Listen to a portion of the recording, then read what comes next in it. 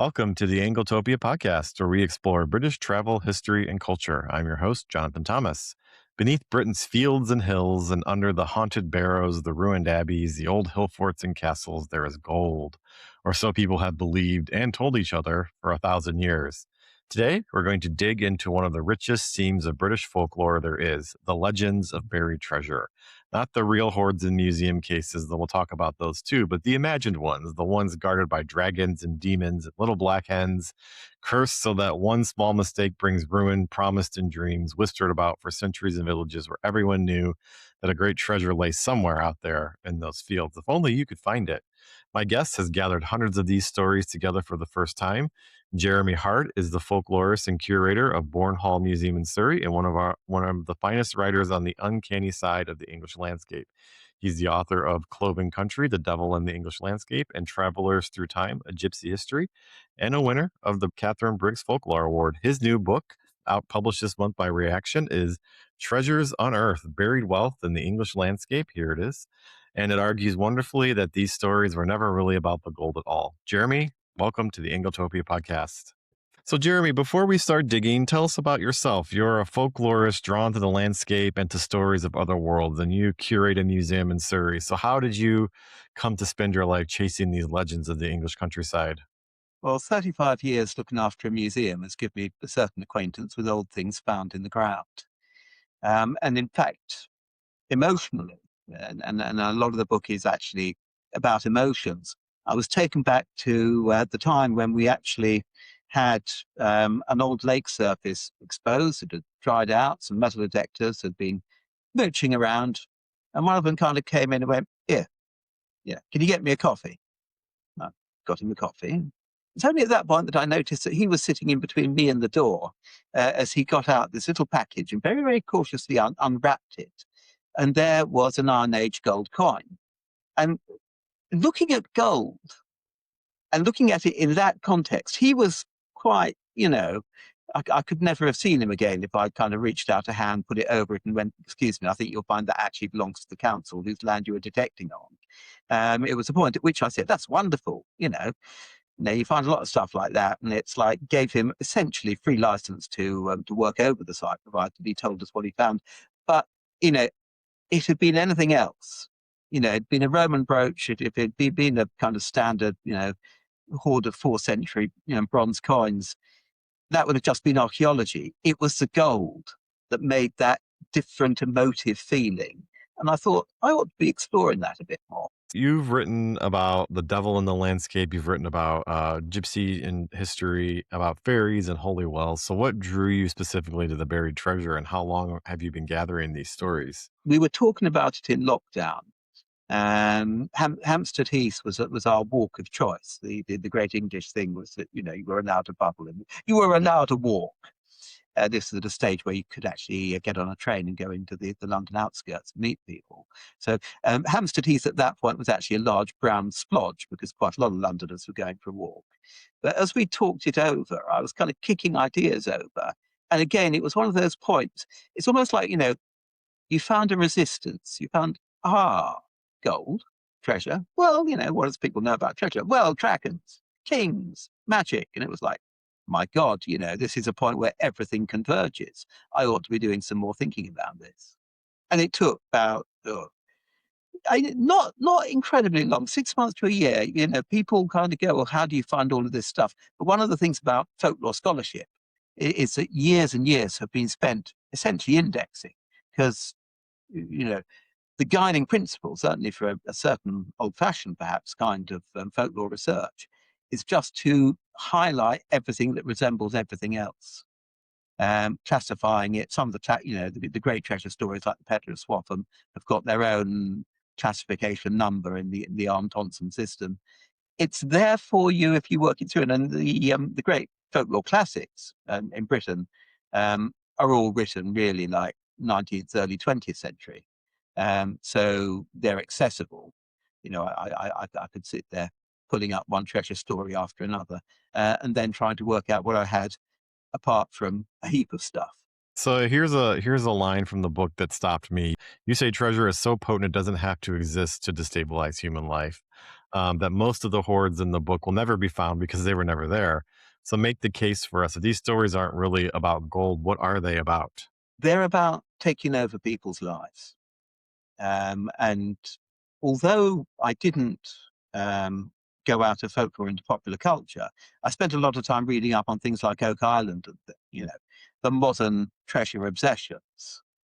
And I was reading story after story of people who had basically given up on ordinary human life because they wanted to find it. And I thought, once you get into that, you know, that has taken over your life. That's become more meaningful to you than home and comfort. And of course, I then thought of my dragons on the barrows, this kind of classic Anglo-Saxon trope about the dragon that does nothing but guard gold, and sacrifices whatever a dragon life would be just to sit there forever in the darkness on the treasure. And I thought, yeah, there is a common theme here. So you've organized the book by emotion rather than by region or date. So memory, ruin, strife, terror, and so on. Why did you take this approach, and what does it reveal or map about the timeline that a timeline wouldn't have?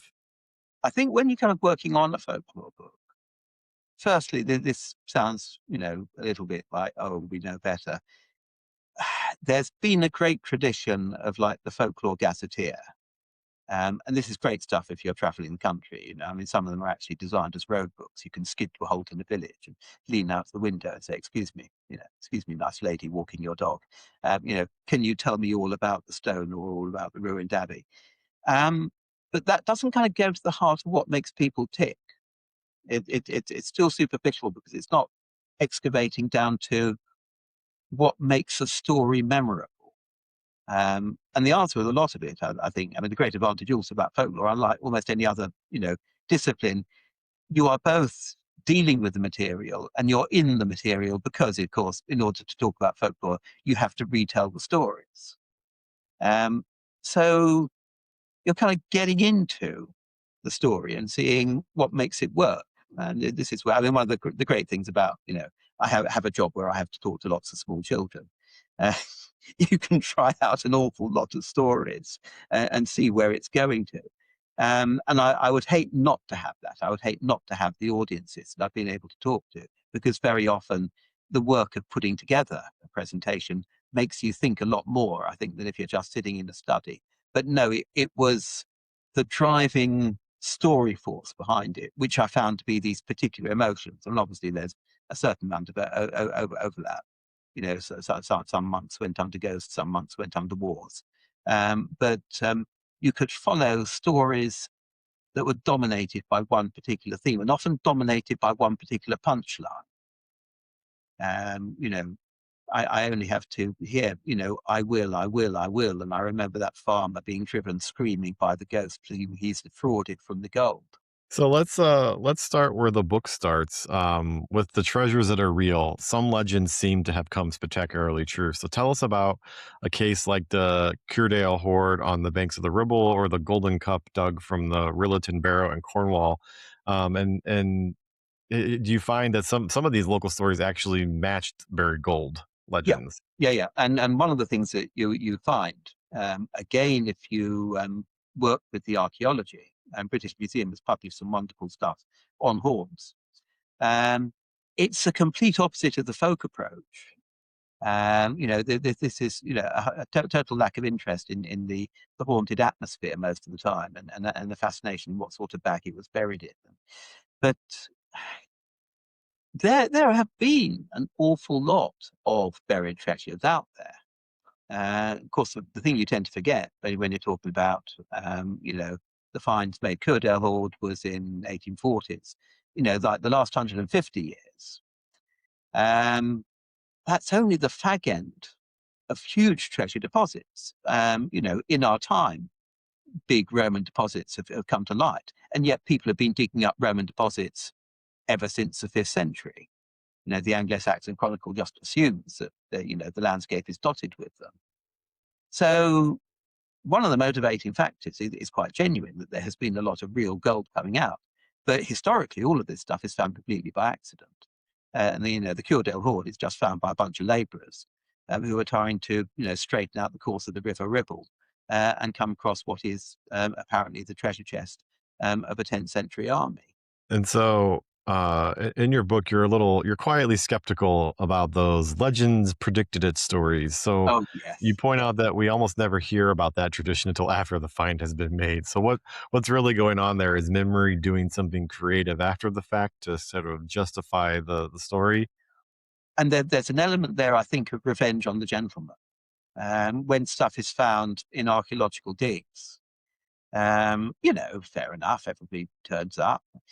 There's been quite a few digs which have been attended by a large crowd waiting for the wonderful treasure to appear, and then, going away rather disappointed at lunchtime, going, "Oh, well, that wasn't a 30-foot long golden boat. Call that an archaeological dig."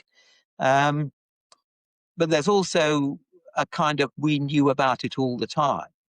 And this is very common in traditions of basically, subaltern communities, where then the expensive people turn up and sort of start trying to interfere in the local landscape. So I think with something like the Rillerton Cup, which is absolutely pucker. It's a Bronze Age golden cup. You can see it in the British Museum after it had a short shave. It was treasure trove by this peculiar English law, and was actually used by George V to put his toothbrush in for a while, and until somebody suggested it might actually be better off in an archaeological display. But then the story is concocted, almost certainly out of a book published in 1860. 40 years after it was found, but still within living memory, somebody felt that it was no good having it unless there was a good story to go with it.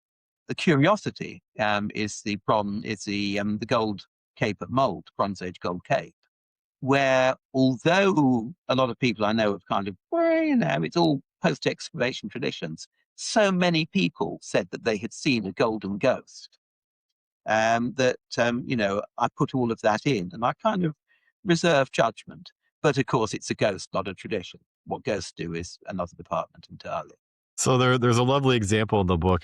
Speaking of ghosts, is the ghost who promised to reveal the gold mine of Largo Law if the cock doesn't crow and the horn doesn't blow. So the shepherd wrings every cockerel's neck on the farm. These stories are often funny as well as eerie. So how important is comedy to this tradition? I think it's a very important part of British local law. Um, One of the hesitations here is that you need to be quite careful about the quality of the recording. I mean, generally speaking, the folklore in the book predominantly comes from like what we'd call the long 19th century, 1790s to 1910s, which is when the bulk of English local legend was recorded. And the bulk of this stuff is taken down by people of different social class, going out and at varying levels. Scotland is different because there isn't quite the same class divide. A good education was provided. You've got interesting people like Henry Miller, who is actually a stonemason, but who writes a book on folklore. And there's a sense in which people know that they're writing for the market, and therefore the pathos and the humour, are something that they reach for. There's also a sense that this is um, local storytelling, and nobody's going to catch, an audience unless they, make the most of the stories for what they've got in these ways. So much treasure in these legends is guarded not by locks, but by dragons and demons and giants and uncanny keepers.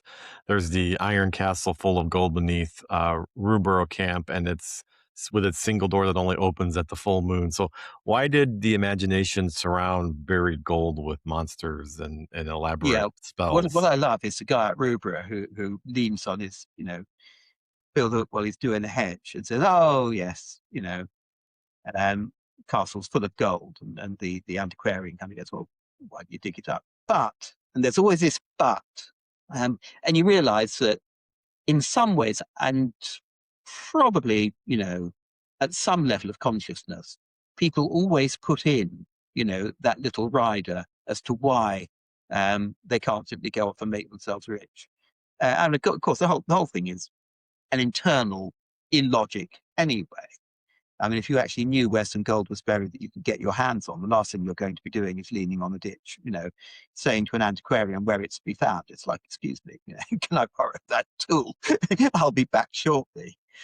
Um, the circumstances under which people go searching for treasure are quite complicated because they always involve that overcoming the feeling that you can't find it.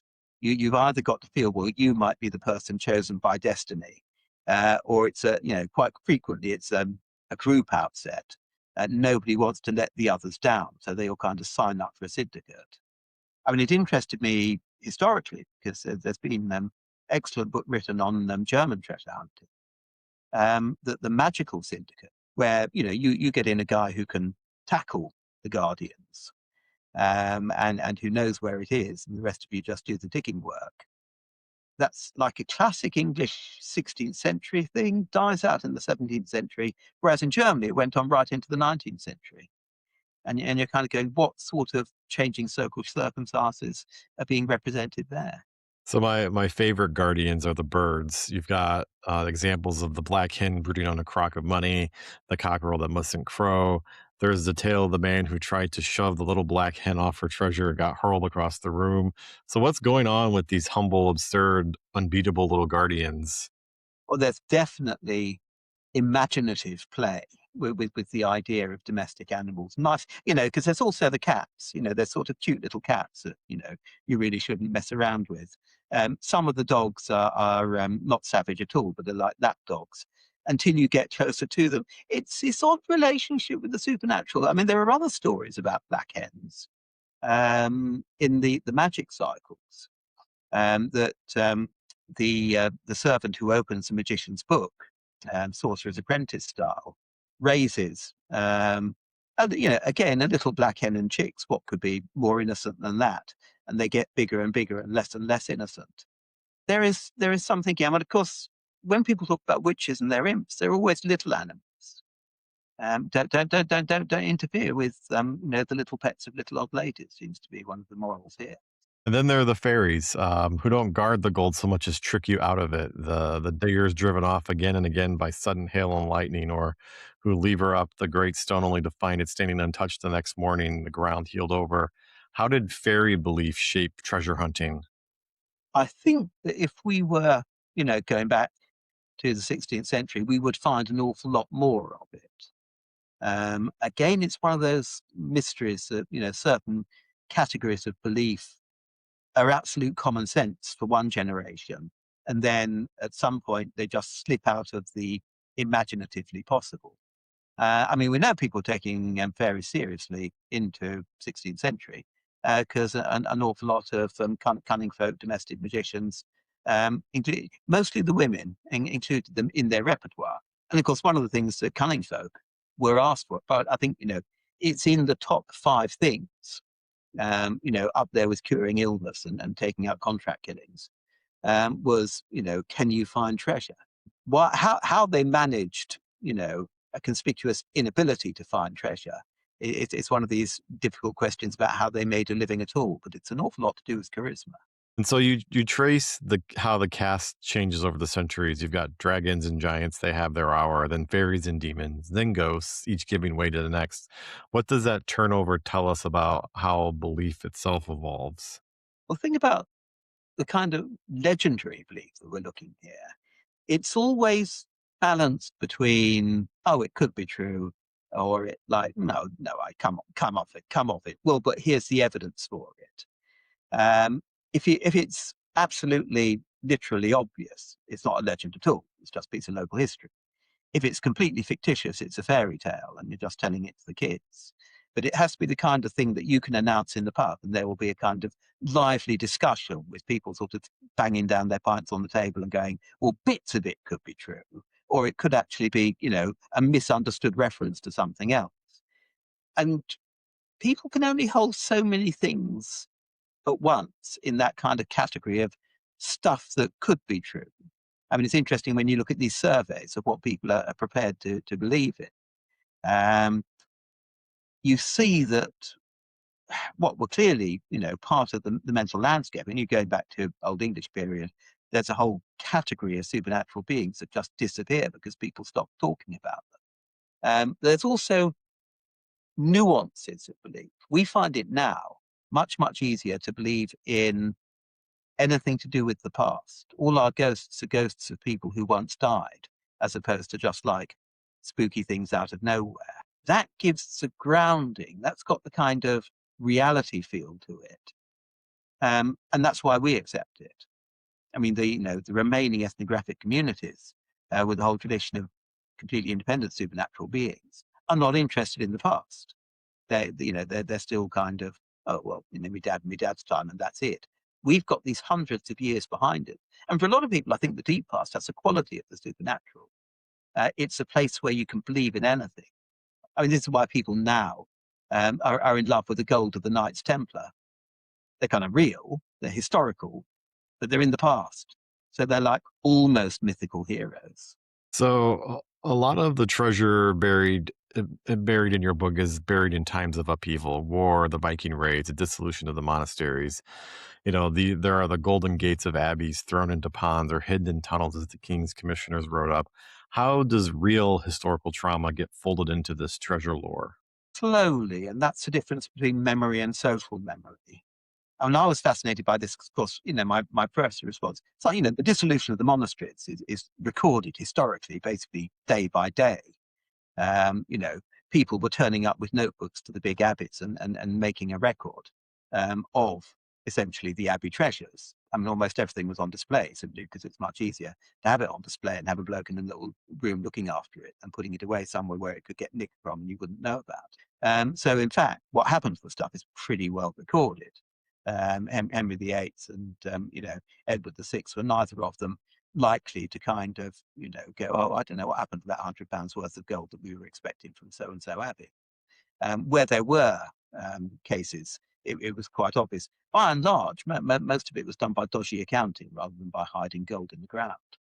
But what happened then is that although you've got this big contemporary record, people don't put together the trauma of the dissolution until almost 50, 100 years afterwards.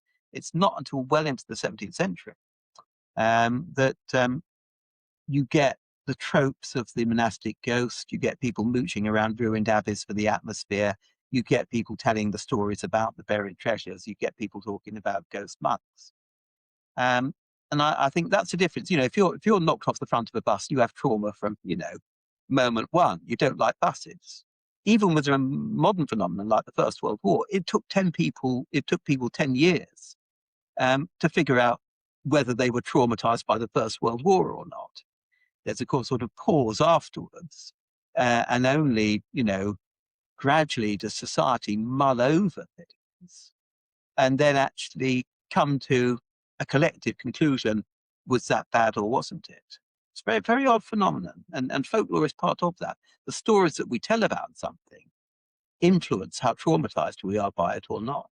Then there's the ghost money, treasure hoarded in sorrow, guarded by the restless dead, the white lady of Blenkinsop Castle who visits a little boy night after night, desperate to lead him to the gold that keeps her from resting. Why do so many of these hoards come with a grieving, trapped spirit attached? Well, I think at this point you've got to address the role of romanticism, both in what kind of made a good story in print, but also I think in terms of conversations. Because one of the things, an awful lot of these stories, like the Blenkinsop Castle one, come from ruins, and they are recorded by ruin tourists. Bury Pomeroy in Devon's kind of classic. It's got a great treasure story. But from the early 19th century, right down to the present, the English Heritage, who are actually in charge of giving you the little, sound unit you carry around to listen to the recorded story of Bury Pomeroy, have just abandoned all attempt at being proper antiquarian historians and given you the ghost stories because they know that's what people are turning up for. So romanticism is behind a lot of these stories. Romanticism is very, very big on sad ghosts, very big on ruins, not so big on treasure, which I think is the folk contribution, but that's what links the two together. The failure chapter is particularly heartbreaking. You've got treasure lost forever through one tiny mistake, a single word spoken, a curse, one black hair on a white ox's back. Why is the folklore so cruel? Why is the fortune always snatched away at the very last minute? Well, these are stories circulating amongst people who had not done too well for themselves. This is one of these great questions: who were the people telling the stories? But where we can actually get back to individuals, either as the focus of the story or the people telling it, um, by definition, something has gone wrong. And there are, a number of comments internationally that, the poorer the community, the more likely they are to be telling stories of lost treasure. So there's a sense here of the unkindness of fate. People who felt that they, had mastered fate and done quite well for themselves were sitting in the other corner and not actually contacting the gentleman with the story. And then there's the curses. You've got the horde at Wurwell that brings sudden death to whoever digs for it. The rector who applied to the Home Office for permission to open the cursed graves, hoping death might strike some dispensable bureaucrat instead of a parishioner. Were these curses a kind of insurance policy for a story that could never deliver? I think very much so. It's interesting that the idea of the curse, although it's present, is not as common as the idea of the fatal obstacle. There are many, many more stories, and more elaborate stories about the one thing that goes wrong in the magical operation.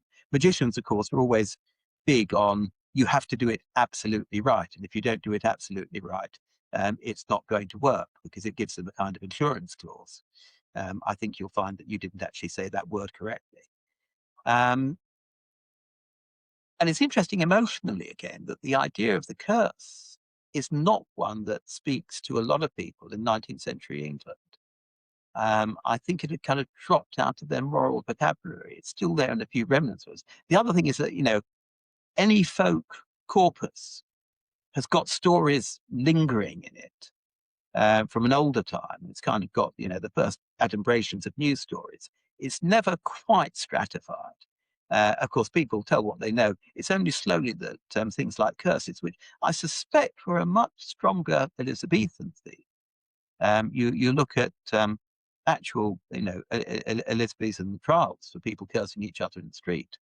Um, that drops out slowly and is replaced more by impersonal stories. It's interesting that the stories that people prefer actually relate to an impersonal fate and not to personal magic. Hmm. And so behind the legends are real people who genuinely went looking for these treasures with divining rods, with spells, digging trenches into mounds at night. Who were these treasure seekers, and what does your book tell us about the hopes that actually drove them? Poverty, war, desperation. Well, in the earlier period, I'm quite convinced that as across Europe, we had magical syndicates. Um, how they got put together is an interesting question, but I also suspect that there's an urban base for them, simply because that would, by and large, service magicians lived in the seedier area of towns because their clients had to be able to find them. They cease to be, and then what happens later on is that you have a series of single obsessives. Judy of the Gold, so known by her neighbours, who has dreams and who goes out and acts on them. Again, you don't know what these people's mental health is like. You also remember that a lot of these communities, once you're an eccentric, you're fixed as an eccentric. Your neighbours want to know what to make of you. And so having a fascination with treasure digging, and it gives you, it gives you purpose. It's not just, in a life where nothing else might mark you out, it'd be great to find the treasure. The next best thing is to be marked out by the person who knows where it is, but has just somehow never been able to find it. And so there's an extraordinary true story running through the failure chapter. Mary Parrish, the brandy loving London cunning woman, and Goodwin Wharton, the gullible aristocrat who she leads on a years long hunt for fairy gold. Can you tell us about this pair and their story? And But they, it they reads are. like a con, but it's a love story as well. They're such a nice couple. My heart warmed to them. Of course, we have this an entirely one-sided record. Goodwin Wharton was the literate half of the partnership, and we know of it from his very, very odd diary. The diary goes on and on, even after the relationship with Mary has tailed off a bit. He actually organised diving bells to try to dig up the treasure of the Armada off the coast of Scotland. And the bizarre thing is that at the same time he is actually a fairly successful MP and is making his way up in the government. Leading me to wonder, what secrets might possibly lie in the diaries of some of our present members. But we won't find that for another 100 years. They're They're lovely. One reason, of course, is, their failure doesn't do anybody any harm but themselves. The earth doesn't fall in on anyone. Nobody's life is deranged. Both of them can quite clearly afford to do this. It is an interesting relationship. There has been one life published of Mary. I think it needs a new one because, of course, the problem is that she was clearly a compulsive liar. I have serious doubts whether any statement about her, other than possibly the fact that she was born and married Mr. Parrish, can be validated. But to chase her up, the 17th century is a period when there's plenty of documentation, and to actually find out what she was doing in the documentary record would help cement this relationship a little bit more against a background of reality. What other people thought about her, we don't know. But quite clearly, Wharton was convincing. He raised money for syndicates. He seemed to be a person who knew what he was doing. And so you make the point that the people who actually found gold usually kept quiet, and then the many who dug and found nothing were too embarrassed to speak out. So the stories mostly come from unreliable third parties. So how does that shape what survives? Are we hearing the diggers or the village talking about them? We're hearing the village because one of the things here is it's very, very difficult to keep this sort of thing quiet. I love the bit where it's kind of, and you must dig at the time of the full moon, and it's like, if I'm venturing out into the English countryside with no street lights to dig a hole, I'd like to be able to see what I'm doing. But it does also mean that people going about their business in the nighttime countryside could look over and go, bunch of lads over there with spades. I suspect also that a lot of the documented attempts to go out and dig the treasure are very loose-edged crowds. There's a kind of tradition whereby, obviously the underlying concept was that you're going to share the chest of gold out amongst all of you. Everybody who got wind of what you were doing was immediately taken in on the partnership because it was cheaper to lose a few more gold pieces to another partnership member than it was to have somebody come down on you. And again, there is, people are conscious in terms of actually finding real things of the law of treasure trove and also the ownership of the soil. That almost invariably, if you did find something, an upper class person would be attempting to take it off you immediately. So some treasures are reserved by fate. They're revealed in dreams or promised by prophecy for some distant day. You've got the golden stag buried Clanwith Moor. You've got that will make the town thrive when it's found. All Scotland will be rich. How is prophecy different from ordinary greed in these stories? You say it's oddly generous. Yes, I did notice that the further away you were from London, the more generous you were. There's there is some sort of talk here about early capitalism, that people want money. I mean, there are stories about people finding money, again, going back to literal treasure finds. One of my lovely Dorset accounts, which is actually in the early county archaeology, is of a chap who digs up a bushel of Roman coins, copper coins, not gold, because this is an actual Roman find, sells them on the seafront at Weymouth, invests some money in buying a smuggling vessel, which was obviously like the equivalent of buying a pub in the 1820s, and did very nicely for himself. I did actually get a friend to follow the family history. And we finally got down about 4 generations to some people living in a very nice house in the Cotswolds, who had made all of this out of a casual find of treasure in an old camp. So there were people who did well, but in order to do that, you have to be integrated into an economy. And of course, the further out you are, the less capable you are of spending money at all. There's a lovely story from one of the fairy traditions, of course, not specifically treasure, but one of the things that fairies do is leave a silver coin for people who have pleased them. So the guy, does his stuff, goes over, there's a silver coin by the well, picks them up week by week, ends up with a whole pot of them. And I think this is the sophisticated bit. It doesn't turn into leaves, as fairy money is said to, but he can't spend it because he's a labourer. He can't go anywhere with a silver coin and buy anything for it in the remote countryside without somebody saying, where the hell did you get that from? What do you think you're doing with it? Excuse me, I think we ought to go and have a word with the lord of the manor. For a lot of these people who fantasized about finding infinite wealth, a single coin would have been completely impractical for them to do anything with, let alone a golden stack. You It's might as well amusing. throw it away.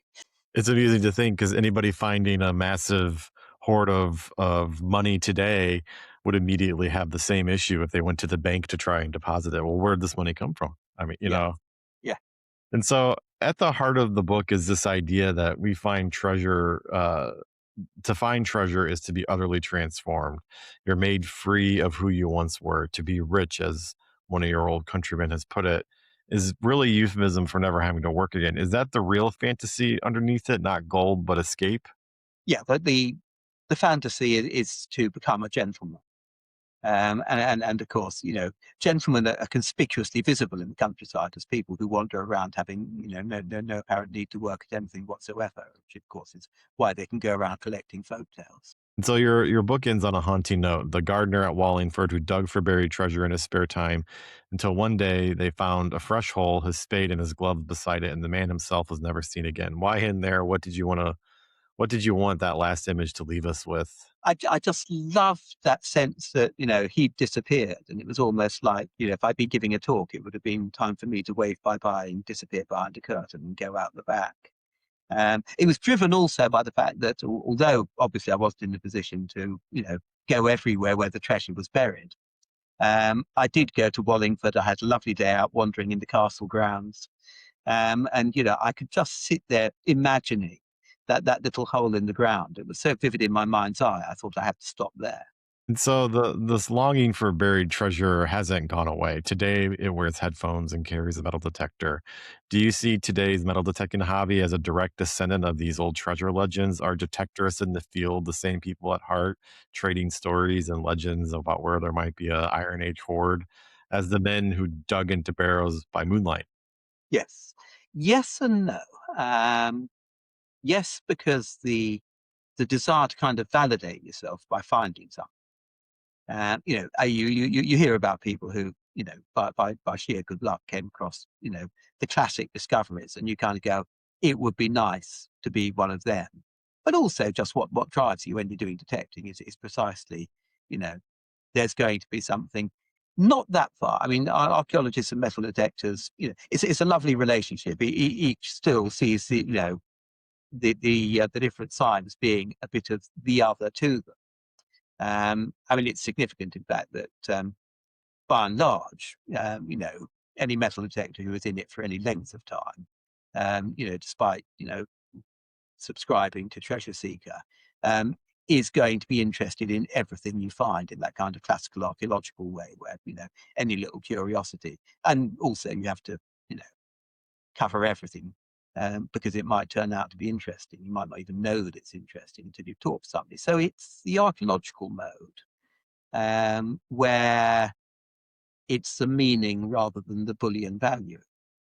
On the other hand, that sense of self-validation, and very often people do talk about having hunches, and people do, and in other parts of the world where there's more actual treasure in predictable places, and people like the Etruscan tomb robbers who are, clearly looking for monuments where valuable stuff is going to come out of the ground, not being looked for at random.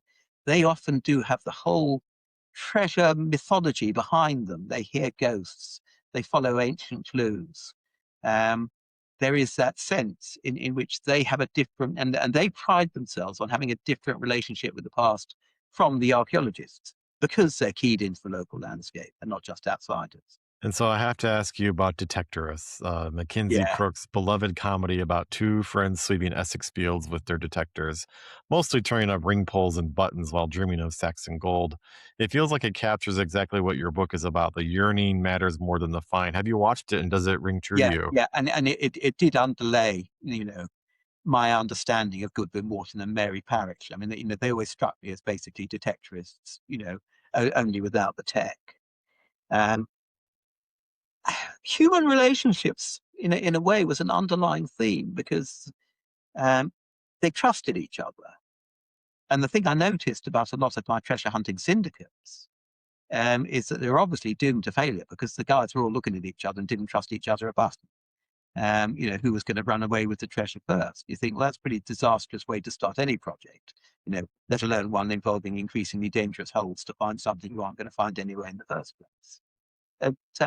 People making it's people making a story of their lives. And I think an awful lot of folklore is about that. Stories are classifiable, they're tellable, but ultimately when the people have a favorite story, it is often very much the story of this kind of tells you a bit about who I am. The the real treasure is the friends you make along the way, right? Yeah. Or of course the friends you lose, depending on how how the magics go. Yeah. The people who I admire in a backhanded way are the magicians. Who obviously make a living out of this, out of many other things. Of course, I found out there were basically two sorts. There were the ones who were like embedded in the community, so that people kind of went, well, all right, he didn't actually find the treasure, but on the other hand, he got rid of my wife's acne, so he's a reasonable quality magician. And then there were the ones who solved the entire problem by just moving on every time it didn't work out. And so for my last question, um, what's your favorite story out of all the stories you collated for this book? And which one do you kind of believe is true and that treasure is out there? Oh, I belief is a funny thing. When I actually go on site, I am suddenly, my skepticism rolls away after about 5 miles walking. And I'm like kind of going, ooh, let's just, have a quick look underneath here. Oh, look, there's a patch of dirt here. Let's just check. And I think that's something when you're out there, you're standing on you're standing on one of these hills. You're looking out. You know exactly where it ought to be. You know it ought to be under your feet, somewhere near here. And in context, you're a believer. It's like, people, put people in a graveyard and they'll start believing in ghosts. Um, Legend again is all about that. People don't just like believe or not believe in a kind of tick it off on a questionnaire way. They believe differently according to the circumstances you put them in. And yes, I've often been there. Of course, what then arises for me is the thought it'd be terribly embarrassing if I did actually find a hoard of gold. I mean, it's like kind of yeah, publicity exercise. It's the most English answer ever. Yeah, So, Jeremy, this has been an absolute delight. You've taken us down the tunnel past the Black Hen and the Sleeping Dragon and shown us that the real treasure was the longing all along. Thank you so much for joining us on the Ingletopia podcast. The book is Treasures on Earth, Buried Wealth in the Landscape and Legend, out now from Reaktion Books. It was an absolute joy to read. We'll put the link in the show notes. If you enjoyed this episode, please subscribe, like, or comment, and tell us the buried treasure legend from your own corner of the world over on YouTube, Instagram, and Facebook. And if you love the Ingletopia podcast, please consider joining the Friends of Ingletopia Club, where you get early access to new episodes and connect with other Britain enthusiasts. So join us next time as we keep digging into the people, places, and stories that make Britain so endlessly fascinating to discover. Thank you, Jeremy. thank you. Best of luck.